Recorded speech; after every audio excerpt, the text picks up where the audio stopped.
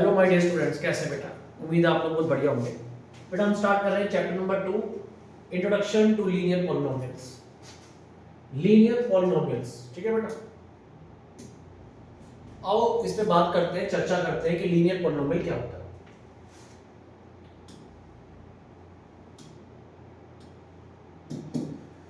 Linear polynomial का मतलब basically क्या होता है बेटा? बेसिकली इसका मतलब होता है लीनियर इक्वेशंस। लीनियर इक्वेशंस का मतलब ये होता है जैसे कि एक इक्वेशन, जैसे आप बोलते हैं x plus 5, 3x plus 2, 3x plus 7, 9y plus 6। ये जितना आपको दिख रहा है, these are linear polynomials. Detail में डिस्कस करेंगे, ये सिर्फ नाम के हिसाब से मैंने आपको बता दिया कि लीनियर पॉलिनोमियल क्या होता है। आओ एक क्वेश्चन है हमारे पास, आपकी बुक का ही क्वेश्चन है।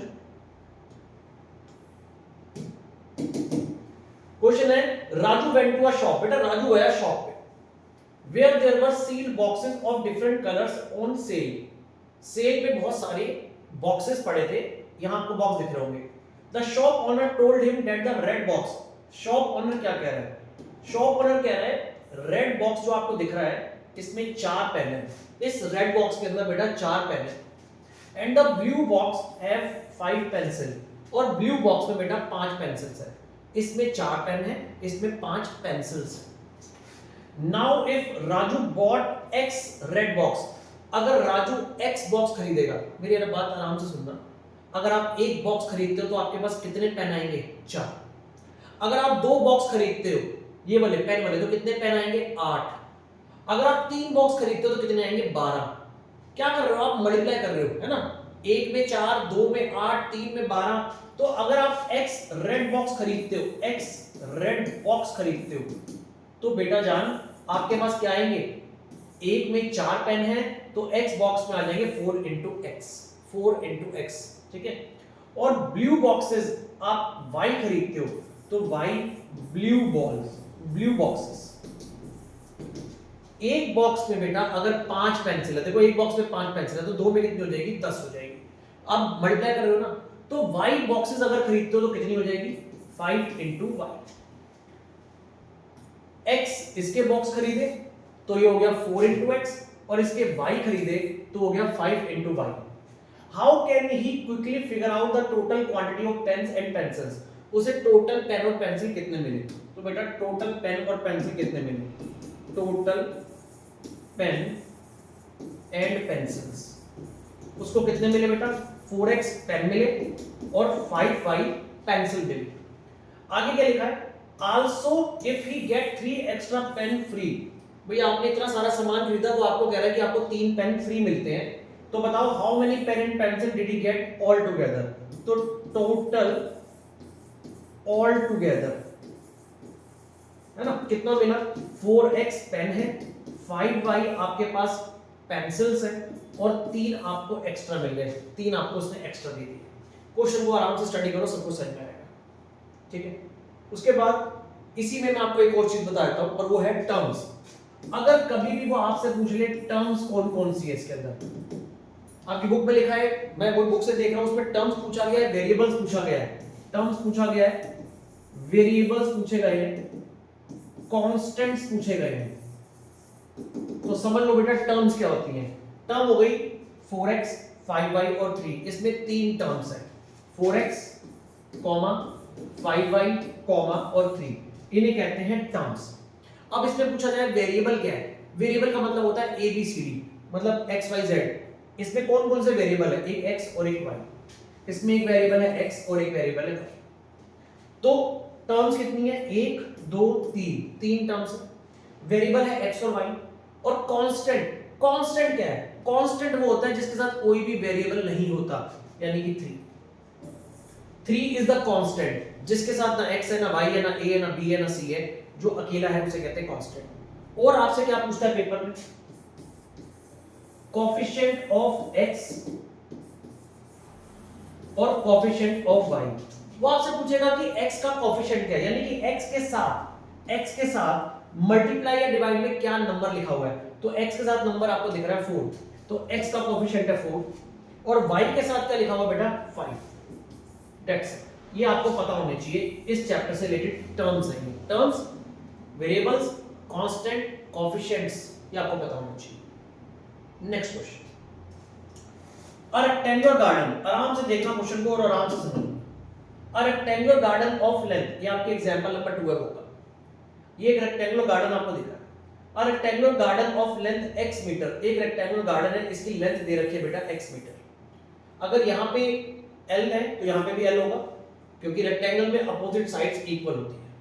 And w metre has to be fenced and decorated, वो कह रहा है कि l मीटर तो लेंथ है और w विड्थ है। ये विड्थ है, देखो यहाँ पे विड्थ दे रखी है, ये भी विड्थ दे रखी है। w विड्थ लेंथ, सबको पता है रेक्टेंगल की अपोजिट साइड्स इक्वल होती है, तो ये लेंथ है तो ये भी लेंथ है, ये विड्थ है तो ये भी विड्थ है। इसको डेकोरेट करना है, फेंस करना है और डेकोरेट करना है, फेंस भी लगाना है और डेकोरेट करना है। ध्यान से सुनो क्या लिखा है, a wire fence is to be laid along the length costing ₹100 per meter। कह रहा है जो आपको दिख रही है ये लेंथ, ये वाली जो लेंथ है, इसके चारों तरफ आपको फेंस लगाना है, फेंस, ठीक है, फेंस लगाना है। फेंस का मतलब बेसिकली कटीली तारें लगानी है आपको, यहाँ पे फेंस लगाना है, यहाँ पे और यहाँ, ठीक है। तो कितना फेंस लगेगा ये अब आप बताओ मुझे, कितना फेंस लगेगा, देखो।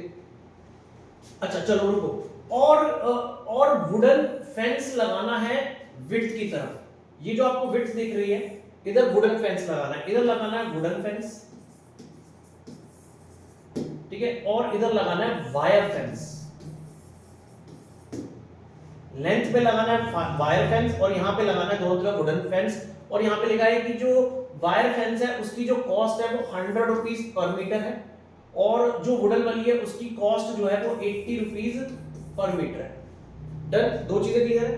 फिर कहता है special seeds have to be sown throughout the garden. इस गार्डन के अंदर, ये जो आपको गार्डन दिख रहा है इधर, इस गार्डन के अंदर आपको सीड्स को सो करना है, सीड्स लगानी है, जिसकी कॉस्ट पड़ रही है 50 पर स्क्वायर मीटर। स्क्वायर देख लो, स्क्वायर मीटर।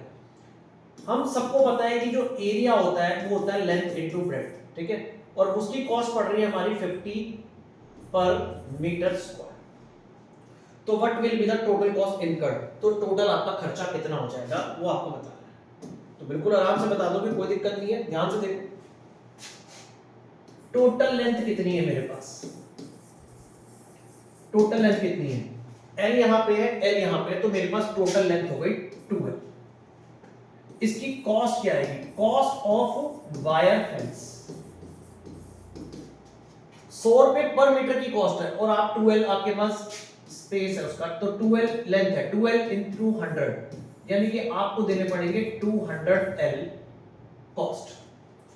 टोटल ब्रेड्थ कितनी है, विड्थ कितनी है बेटा, ये देखो यहां से लेके यहां तक W, यहां से लेके यहां तक W, तो आपके पास W 2W, तो इसकी कॉस्ट कितनी आ गई, कॉस्ट ऑफ वुडन फेंस। तो वुडन फेंस की कॉस्ट कितनी आ गई है, वो लेंगे ₹80 पर मीटर। अगर 1 मीटर की 80 है तो 2W के कितने हो जाएंगे, 2W into 80, 160W। ये आपकी हो गई कॉस्ट ऑफ वुडन। अब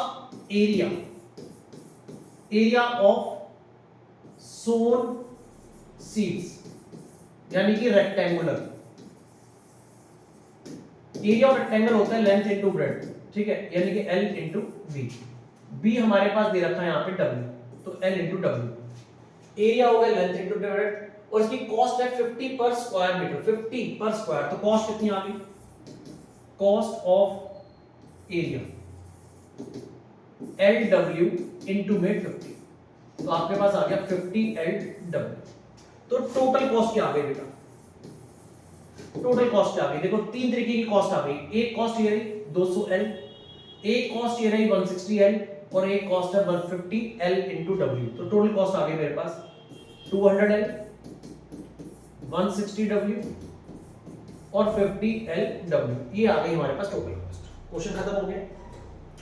can you identify the terms, फिर वही पूछ रहा है टर्म्स बता दो, वेरिएबल्स बता दो। तो टर्म्स क्या होगी इसके अंदर, इसके अंदर टर्म्स बता दिया आपको। टर्म्स, एक तो टर्म्स बता दिए, फिर वेरिएबल्स बताने, फिर कोएफिशिएंट बताना है, कोएफिशिएंट, ठीक है, कोएफिशिएंट्स बताने, कोएफिशिएंट्स, कोफिशिएंट एक बार किसका बता देंगे हम, L का, और एक बार कोफिशिएंट बता देंगे हम W का। अब ध्यान से सुनो, सबसे पहले हम बात करते हैं टर्म्स की। टर्म्स कौन कौन सी है बेटा? टर्म्स है 200L, 160W और 50LW। तीन टर्म्स है, 1 2 3, इसमें तीन टर्म्स है। इसमें वेरिएबल कौन से हैं, मतलब ABCD XYZ LW है। यहाँ पे है L एंड W। अब कोफिशिएंट ऑफ L पूछ रहा है, तो L के साथ क्या नंबर दिख रहा है आपको? 200। W के साथ क्या नंबर दिख रहा है? 160। और यहां पे आपसे ये भी पूछ सकता था कि कोफिशिएंट ऑफ LW क्या है, तो कोफिशिएंट ऑफ LW का कोफिशिएंट है बेटा 50। That's it. ये आपका हो गया एग्जांपल नंबर 2। एग्जांपल नंबर 2 भी खत्म हो गया, ठीक है। वो वैसे ये भी पूछ रहा है कि how it is different from algebraic. बेटा ये जो निकला ना टोटल कॉस्ट, इसी को हम कहते हैं अलजेब्रिक एक्सप्रेशन। अलजेब्रिक एक्सप्रेशन, इसको अलजेब्रिक कहते हैं। अलजेब्रिक एक्सप्रेशन कह रहा है पहले वाले क्वेश्चन से कैसे डिफरेंट है। डिफरेंस कैसा है इसमें? देखो अगर मैं बोलूं इसमें कांस्टेंट था और इसमें कांस्टेंट नहीं है। देखो इसमें कांस्टेंट नहीं है, बस ये डिफरेंस है। तो अगर मैं इसके सेकंड वाले पार्ट का आंसर बोलूं, this is the first part answer, तो सेकंड वाले का लिखेंगे there is no constant, there is no constant in example number 2। बस इतना ही काफी है, ठीक है, इसकी नीड नहीं है। नेक्स्ट क्वेश्चन पे चलते हैं। एग्जांपल नंबर 3 बहुत प्यारा क्वेश्चन है। बहुत सारे बच्चे इस क्वेश्चन में हमेशा कंफ्यूज रहते हैं, ठीक है, कंफ्यूज रहते हैं, ठीक है। आप मत रहना, मैंने ट्रिपल ही लिखा है, ध्यान से सुनना, ध्यान से समझना। अब वायर ऑफ लेंथ 20 सेंटीमीटर, एक वायर है 20 सेंटीमीटर की, जैसे कि ये देखो, ये आपको दिखी होगी एक वायर है, ये एक वायर है, ये एक वायर है 20 सेंटीमीटर की। तो वायर तो ऐसी होगी, ये हो गई 20 सेंटीमीटर की एक वायर है। बात को समझना, 20 सेंटीमीटर की वायर है। It is bent in a different way to form rectangles. कह रहा है इसी वायर को बेंट करके रेक्टेंगल बनाते रहो, रेक्टेंगल बनाते रहो। तो रेक्टेंगल बनाते हैं, चलो।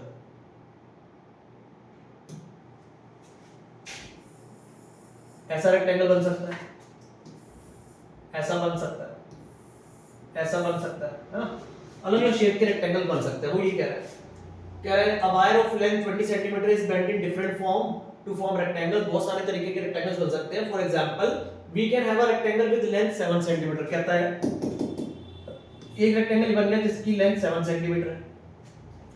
अगर ये 7 है तो ये 7 हो गया, और विड्थ 3 हो गई, 3 यहां 3 यहां। चेक करो, 20 सेंटीमीटर की वो थी आपकी लेंथ, तो 7 + 3 10, 7 + 3 10 बन गया 20। कहता है ऐसे ही we can also have one of the length 5.5 and width 4.5। ऐसा भी हो सकता है 5.5, तो ये भी 5.5, ये 4.5, तो ये भी 4.5। चेक करो, इन सबको प्लस करके भी 20 आ रहा है। 5.5 और 4.5 10 होता है, 5.5 4.5 10 होता है, तो ये भी बन गया 20। Think a few more ways of forming such rectangle. कह रहा है और कौन कौन से तरीके हो सकते हैं रेक्टेंगल बनाने के। कैन यू राइट, ये ध्यान से सुनो क्या लिखा है। कह रहा है कैन यू राइट, क्या लिख सकते हो, an expression for the area of such rectangle. बहुत बढ़िया चीज बोल दी इसने। कह रहा है कोई एक्सप्रेशन बना सकते हो, कुछ ऐसा मजा आ जाए जिसमें। मैं आपको बताता हूँ वो क्या पूछना चाहता है। देखो, can you right an expression for the area. Expression of the area आपको बताना है। मेरी बात ध्यान से सुनना, मैं क्या बोलने वाला हूं। लेट लेंथ ऑफ रेक्टेंगल, मान लो रेक्टेंगल की लेंथ x है, इसकी रेक्ट x है, तो ये भी कितना होगा बेटा, x ही होगा। ध्यान से सुनो, अगर रेक्टेंगल की लेंथ x है तो ये भी x होगा। तो मुझे बस इतना बता दो विड्थ कितनी होगी। विड्थ, यही असली चीज है जो बच्चे गलत करके आते हैं पेपर में, ठीक है। मैं बताता हूं क्या होगा। हम सबको पता है यहां ये सब प्लस करने के बाद 20 आएगा, मतलब मान के चलो अगर ये y है तो ये भी क्या होगा y। तो इसकी जो ब्रेड्थ है रेक्टेंगल की वो y है, ठीक है। इसकी y ले लेते हैं। तो एक बात बताओ, x + y + इसके इक्वल होगा 20। इन चारों का सम 20 के इक्वल होगा। वैसे से हम पेरीमीटर भी कहते हैं। पेरीमीटर आप सबने पढ़ा होगा, ये देखो 2x 2y = 20। 2 कॉमन आ गया तो x plus y is equal to 20। ये डायरेक्ट फॉर्मूला पेरीमीटर का भी होता है, लेकिन अब इसमें पेरीमीटर की बात नहीं कर रही है, इसलिए मैं लॉन्ग रूट से आ रहा हूँ। You know perimeter of the triangle है ना, 2l plus b length breadth is equal to 20। आप डायरेक्ट कर सकते हो पेपर में। तो x प्लस वाई की क्या वैल्यू होगी, 2 नीचे चला गया बचा 10, तो y की वैल्यू क्या आ गई बेटा 10 माइनस x। y x इधर जाके माइनस हो गया, इसका मतलब ये x है, ये x है, लेकिन जो y है वो हमारा 10 माइनस x आएगा, 10 माइनस x आएगा। तो बेटा उसने क्या पूछा, उसने पूछा था एरिया। एरिया होता है लेंथ इनटू ब्रेड्थ, यानी कि एरिया होता है x into y, x into y, और एरिया को अब आप लिखोगे x और y की वैल्यू कितनी है 10 माइनस x। बहुत सिंपल क्वेश्चन है। लेंथ को आपने x लेट किया तो ये ब्रेड्थ को आपने y लेट किया। हम सबको बताइए इस सारी बाउंड्रीज का टोटल, बाउंड्रीज का मतलब पेरीमीटर ही होता है, इन पूरी बाउंड्रीज का टोटल 20 है, क्योंकि इसी 20 सेंटीमीटर की तार से बनाया गया है। तो x plus x plus y plus y equal to 20, 2x plus 2y is equal to 20, 2 common आ गया, 2 नीचे जाके डिवाइड हो गया एक तरीके से, बचा 10, तो y आ गया 10 माइनस x। तो y is 10 minus x, area होता है length into breadth, length is x, breadth is y, y की जगह पे आ गया 10 माइनस x। तो बेटा जो एरिया आ गया वो आ गया 10x माइनस x स्क्वायर, इसी को कहते हैं अलजेब्रिक एक्सप्रेशन। यही मांग रहा था, can you right an expression for area of rectangle, ये हमने लिख दिया, this is the expression, this is the expression. Can you identify the terms, इसमें भी टर्म्स पूछ रहा है, तो इसकी टर्म्स क्या क्या होगी बेटा, इसकी टर्म्स होगी 10x और माइनस x स्क्वायर, आप साइन के साथ भी दिखा सकते हो इसकी टर्म्स को, 10x और x स्क्वायर।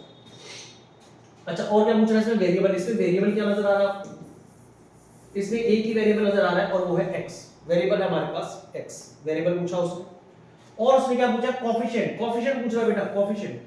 तो कोएफिशिएंट किस किस के बताने होंगे, एक कोएफिशिएंट x का बताना पड़ेगा और एक x स्क्वायर का। प्लीज ध्यान से देखना, कोएफिशिएंट ऑफ x का कोएफिशिएंट 10 है, जो मल्टीप्लाई और डिवाइड में होता है वही लिखते हैं, और x स्क्वायर का कोएफिशिएंट ध्यान से देखो, x स्क्वायर के साथ यहां पे माइनस लगा हुआ है, यानी -1, दिस इज इंपॉर्टेंट। साइन आपको लेना है, प्लस और माइनस है तो लेना पड़ेगा। तो coefficient of x square is, triple A का मतलब होता है, इंपॉर्टेंट क्वेश्चन है, ध्यान रखना, छोटी-मोटी गलतियां बच्चे करते हैं, आप मत करना। Coefficient of x square equals to -1, ठीक है, ये हमारा हो गया क्वेश्चन। यहां पे कुछ लिखा है, कुछ इंग्लिश है आपकी बुक में, मैंने उसको आपके लिए लिख दिया यहां पे, एक बार चेक कर लेते हैं क्या लिखा है क्वेश्चन में। बहुत इजी सी चीज है,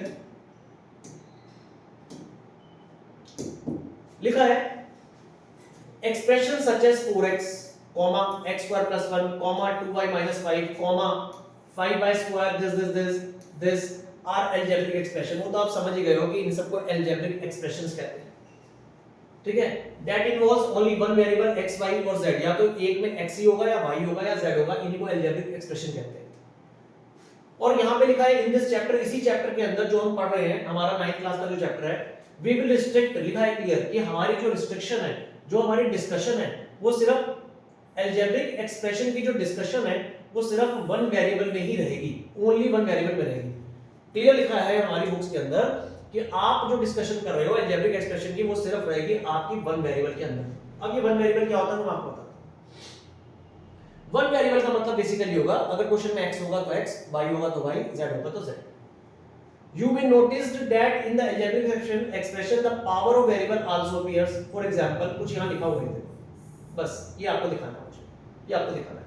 यहाँ पे लिखा है x square plus 5x plus 1, एक ये लिखा है। बेटा आपसे पूछा जाएगा पेपर में कि इसकी डिग्री क्या है, आपसे पूछा जाएगा डिग्री। तो डिग्री जब भी पूछेगा इसका मतलब है हाईएस्ट पावर को आपने बताना, बस ये याद रखना। जब भी पेपर में पूछा जाएगा डिग्री बताओ, पहली चीज हमारे कोर्स में वन वेरिएबल है, वन वेरिएबल का मतलब होता है या तो पूरा क्वेश्चन x में होगा या पूरा क्वेश्चन y में होगा या पूरा क्वेश्चन z में होगा, ठीक है। जैसे एग्जांपल के लिए देखो, देख रहे हो पूरा क्वेश्चन y में, ऐसे ही और ले लेते हैं,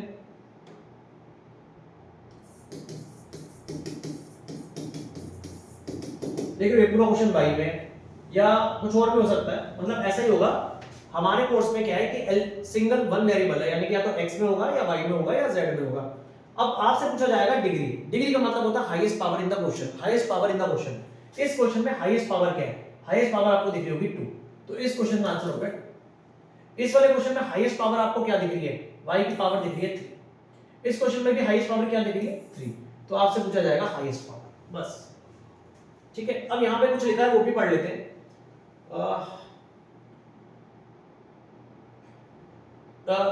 just such algebraic expression, ऐसे algebraic expression involving one variable, जिसमें एक ही वेरिएबल होगा, जैसे ये सिंगल वेरिएबल है, और उसकी power is called one variable polynomial या यूनिवेरिएटेड पॉलिनोमियल।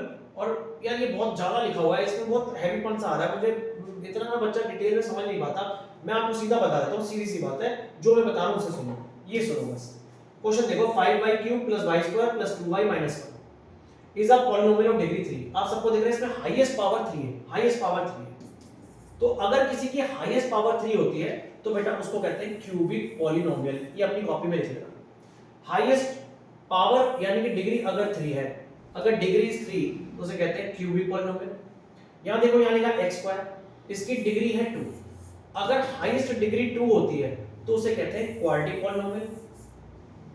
अगर हाईएस्ट डिग्री 1 आ जाए, जैसे z के ऊपर क्या लिखा है, सिर्फ 1, तो उसे कहते हैं लीनियर पॉलिनोमियल। और यही हमारे चैप्टर का नाम है, ये हमारे चैप्टर का नाम है। तो एक आपके पास क्या होती है, एक आपके पास क्या होता है, क्यूबिक पॉलिनोमियल, जिसकी हाईएस्ट डिग्री 3 हो जाए। एग्जांपल ये रहा आपके सामने एग्जांपल। क्वाड्रेटिक पॉलिनोमियल, जिसकी हाईएस्ट डिग्री 2 हो जाए। इसका एग्जांपल ये रहा हमारे पास, है ना, ये रहा डिग्री 2 वाला। एक हमारे पास क्या है, लीनियर पॉलिनोमियल, जिसकी हाईएस्ट डिग्री 1 हो जाए। अगर हाईएस्ट डिग्री 1 है, देखो 3z + 7, एग्जांपल मैं यहां लिख देता हूं 3z + 7, इसकी पावर आपको नजर आएगी तो पावर यहां पे 1 है, हाईएस्ट डिग्री 1, तो इसको कहते हैं लीनियर पॉलिनोमियल। और अगर आपको याद हो तो हमारे चैप्टर का नाम है, ये देखो लीनियर पॉलिनोमियल, मतलब हमें इसी पे काम करना है। Highest power is 1, highest power is 1, highest power is 1, ठीक है, it is known as linear polynomial, linear polynomial. और एक लास्ट आपकी फोर्थ है, इसे कहते हैं कांस्टेंट पॉलिनोमियल। कांस्टेंट पॉलिनोमियल ये क्या होगा बेटा, जिसकी डिग्री 0 आ जाए। डिग्री 0 का मतलब देखो क्या होगा, मान लो एक क्वेश्चन है 8 लिखा है, 8 लिखा है, बस क्वेश्चन में 8 ही लिखा है, कह रहा है इसकी डिग्री बताओ, तो इसकी डिग्री 0 मानी जाएगी। कैसे, मान लो ये क्वेश्चन है, इसको मैं ऐसे लिख सकता हूं x की पावर 0। आप सबको पता है किसी की पावर 0 जो होती है वो 1 होती है, तो इसका आंसर कितना आ गया, इसकी जो डिग्री आ गई वो आ गई 0। That's it. तो आपके कोर्स में क्या है, आपके कोर्स में सिर्फ वन वेरिएबल पढ़ाया जाएगा। वन वेरिएबल का मतलब क्या होता है, या तो क्वेश्चन x में होगा या y में होगा या z में होगा, मिक्सिंग नहीं होगी। मिक्सिंग का मतलब ऐसा नहीं आना चाहिए 3x + 2y + z, ये नहीं होगा तुम्हारे कोर्स में, ये नहीं होगा, है ना। लीन आपके कोर्स में सिंगल डिग्री पढ़ाई जाएगी, सिंगल वेरिएबल, या तो x में होगा पूरा क्वेश्चन, या y में होगा या z में होगा, ऐसा कुछ होगा। z में भी ले सकता हूं मैं कुछ भी।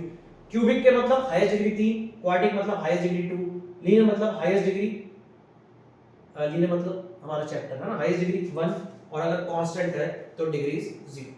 ये अपनी कॉपी पे नोट कर लेना। बहुत आसान क्वेश्चन है, पढ़ते खत्म हो जाएंगे। मैं तो सोच रहा हूं यही कर दूं, यही कर दूं, यही कर देते हैं यार, चलो छोड़ो। Find the degree, find the degree of the following polynomial, answer number first. यहां पे जाओ, क्वेश्चन है 2x² - 5x + 3। तो भाई इसमें सबसे बड़ी पावर क्या दिख रही है, 2x² की हाईएस्ट डिग्री आपको दिख रही है 2, तो आंसर इज 2। अगले वाले की हाईएस्ट डिग्री आपको क्लियर नजर आ रही होगी, which is 3, highest degree is 3। Third में लिखा है -9, सिर्फ -9 लिखा है, तो बेटा इसको मैं अगर x की पावर 0 ले लूं तो इसकी 0 हो जाएगी डिग्री, है ना, क्योंकि अगर कोई कांस्टेंट नंबर होता है तो उसके साथ आप कुछ भी ले लो, उसकी डिग्री 0 ही होगी। फोर्थ यहां लिखा है 4z - 3, इसकी पावर 1 मान लेते हैं, तो इसकी हाईएस्ट डिग्री क्या हो जाएगी 1। बहुत आसान क्वेश्चन था, क्वेश्चन खत्म भी।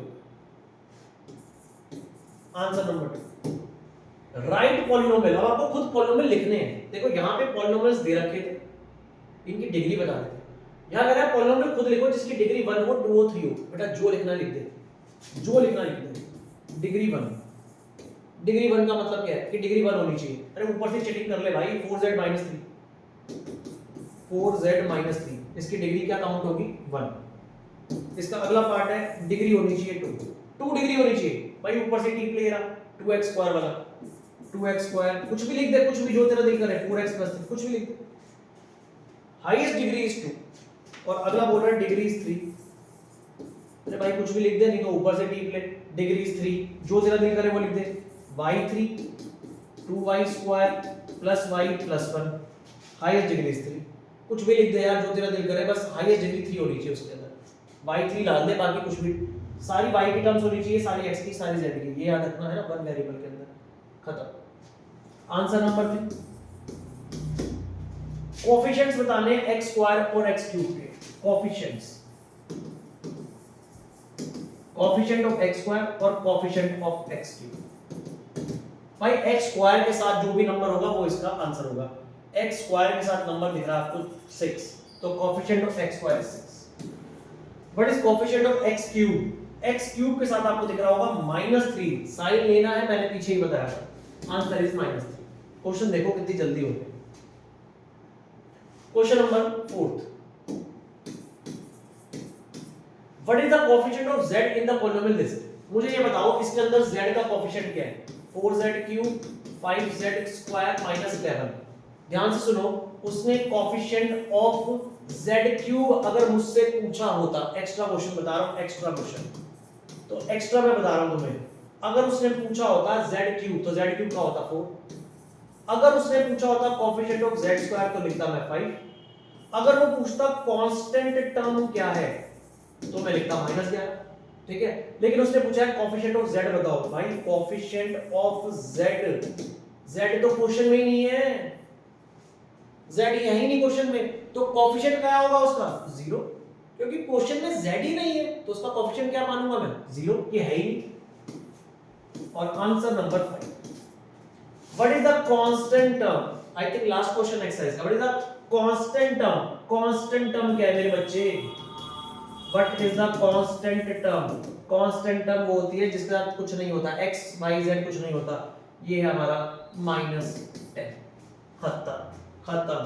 अच्छा, इसी क्वेश्चन में अगर कोएफिशिएंट ऑफ x³ पूछता तो 9, x² पूछता तो 5, x पूछता तो -8, constant term -10। I think exercise close हो गई है। नेक्स्ट एक्सरसाइज करते हैं नेक्स्ट वीडियो में। Thank you very much.